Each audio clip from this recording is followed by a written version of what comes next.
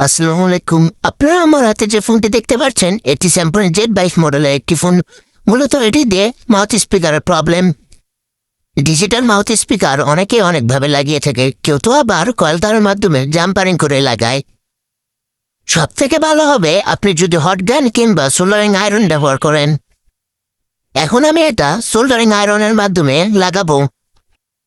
মূলত তাপ দিয়ে লাগালে পরবর্তীতে খুলতে গেলে টেকনিশিয়ান বিপদে পড়ে যায় কিংবা খুলে যাওয়া বা ছিঁড়ে যাওয়ার আশঙ্কা থাকে। মাউথ স্পিকারটি লাগানো হয়ে গেলে আমি সোল্ডারিং উইক ব্যবহার করে জায়গাটি পরিষ্কার করে নেব এবং থিনার দিয়ে লজিকটি অস করে নেব যাতে এক্সট্রা কোনো পেস্ট জমে না থাকে। এখন আমি আস্তে আস্তে ফোনটি সেটিং করে দেখব আমার কাজটি ওকে হয়েছে কিনা। আলহামদুলিল্লাহ, আমার কাজটি ওকে হয়ে গেছে।